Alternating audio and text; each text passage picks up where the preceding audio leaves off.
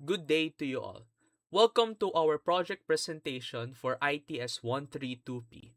My name is Robert Dios, and together with my partner Ethan Thomas, we are presenting our end-to-end data warehouse and mining framework designed for TomDios' theme park. To provide some context on our business case, TomDios Theme Park is a well-established entertainment entity that has been fully operational for the past 22 years. Founded and controlled by Ethan and I, our company has scaled to include 10 branches spanning major regions across the Philippines, from Clark and Santa Rosa down to Cebu, Davao, and even Palawan. To keep these extensive park grounds running safely and smoothly, we manage a massive infrastructure supported by 5,200 employees. On a daily basis, our cashiers and digital platforms process thousands of customer transactions. Each entry ticket provides patrons with access allowance to our amusement rides. And once inside, customers drive further revenue through our internal food and souvenir retail stalls. To maximize our sustained profitability, maintain tight control over inventory, and optimize staff scheduling across all 10 national branches, our leadership requires precise analytical reports. This is what motivated this project. In this presentation, I'm going to walk you through our operational database structure, our automated data cleansing pipeline, and how we transform our core transactional logs into a clean, multidimensional data warehouse layer ready for advanced business intelligence. Alright, to establish our target business intelligence metrics, we formulated 20 critical management questions divided into 4 distinct operational pillars. Under ticket sales and revenue, our primary concern is identifying which specific branches generate the highest financial returns. For attendance patterns, we analyze which demographic age group account for the highest volume of physical park visits. In terms of retail stalls, we focus on tracking whether food or merchandise categories drive the bulk of our secondary in-park commercial transactions. And finally, our under operations and staffing, we measure the cumulative throughput velocities of our specific ride attractions to guide real-time staffing adjustments. Answering these complex multi-layered questions quickly using our original data entry schema is exactly where we encountered significant database architecture bottlenecks, which brings us to our database evaluation. Our current operational database utilizes a third normal form design. While 3NF is highly efficient for everyday data entry and prevents data duplication, it introduces major architectural bottlenecks when used for advanced business intelligence. First, because our transactional records are split across 10 distinct tables, answering a single business question requires complex multi-table joint operations on heavy assets like ticket and retail transactions.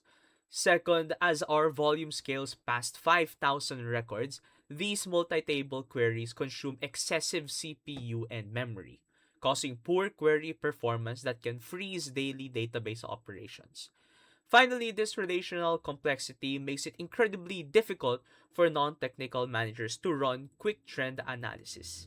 These processing limitations highlight why it is essential to transition our raw operational rows into an optimized, denormalized data warehouse layer. Now, here in our data warehouse planning process, to transition from an operational environment, we mapped out our requirements using Kimball's 4-step dimensional design process. First, we selected our 3 primary business processes. We have ticket admissions performance, commercial stall transactions, and ride visitation throughput. Second, we define our grain at the most atomic level possible. Each row in our target table represents a single discrete gate purchase, a specific retail receipt line item, or a distinct ride boarding log entry. Third, we isolated our quantitative measures, focusing heavily on fields like ticket quantities, revenues, applied discounts, and internal retail customer expenditures. Finally, we identified our 6 descriptive dimensions. These dimensions ranging from date and customer profiles to employees, park branches, retail stalls, and ride attributes. These will allow us to slice and drill into our business performance seamlessly. Here we have our final data warehouse design layout. To support fast business intelligence queries without hitting operational bottlenecks, we engineered a multidimensional galaxy schema using Draw SQL. As you can see on the screen, our core business measurements are cleanly divided into two centralized tables. We have ticket sales metrics and retail spending metrics. Surrounding these facts are our conform dimensions. Dimensions like date, customer profiles, employee assignments, and park branches link to both tables simultaneously. This shared architecture means we can slice both ticket revenues and commercial retail spending using identical baseline filters. Furthermore, we integrated a direct foreign key for ride ID right into our ticket metrics table, ensuring our visitor attraction throughput can be monitored seamlessly beside our ticket sales volume. To populate this optimized star schema design structure with pristine data, we built a programmatic execution layer, which brings us to our next slide, the ETL pipeline. Now, in this section, it details our programmatic extraction, transformation, and loading pipeline, or ETL. To move data out of our messy operational silos, we constructed a custom Python pipeline script driven by the Pandas engine. During the extraction phase, the engine ingests a total of 21,811 staging rows across 10 separate master tables. Once inside the transformation staging layer, our script targets anomalies. We use strip functions to eliminate white space padding, apply drop duplicate rules to prevent transaction double counting, and isolate null values by substituting categorical empties with unknown and missing numerical points with 0. To protect cache transactional precision, all fields tracking ticket revenue, discount values, and even retail expenditures are strictly normalized to a 2 decimal point depth. Finally, the script executes its load sequence, populating our target warehouse with structured data files. What I'm going to show you now is the live demonstration on how we execute those codes into making our cleaned file. So currently I am using IntelliJ, and in this Python, as you can see, I am using import pandas as PD. So we'll be using pandas as an engine like what I said last slide. So here are the full code, and everything before executing this, I added all the CSV files, the branch, customer, employee, product, retail, transaction, ride visit, all of those. So now, once I press run, you can see down here na it has been processed, successfully processed and loaded 10 rows to clean data, 1,000 rows. So all of this has been processedly cleaned. And you can see here at the top that there is already a clean data, and it provided us a new file which has cleaned the previous 10 down here into making a brand new one. So there's a brand new branch, customer, all of these are now the cleaned data. So after sorting out all the data, we proceeded to create a visual for all the data that we gathered. So we came up with a dashboard.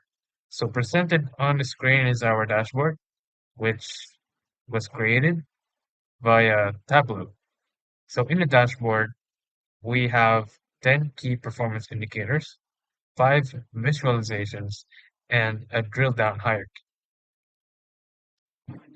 Moving into the drill down hierarchy, this hierarchy features all the salts from every branch of the TomDios theme park.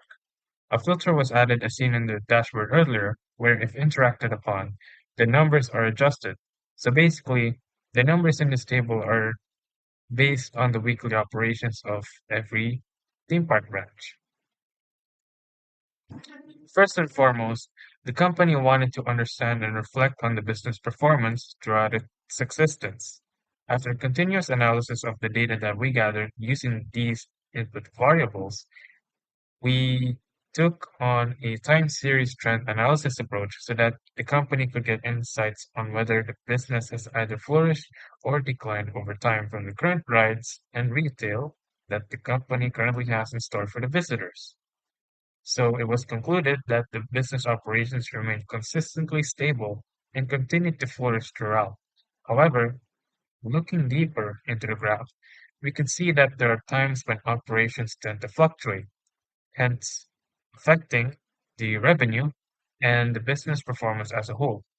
In addition to this, we also observe that whenever park operations begin on weekdays, visitor traffic experiences a drastic decline, though it is the opposite case for when park operations begin on weekends, where it can even reach peak attendance.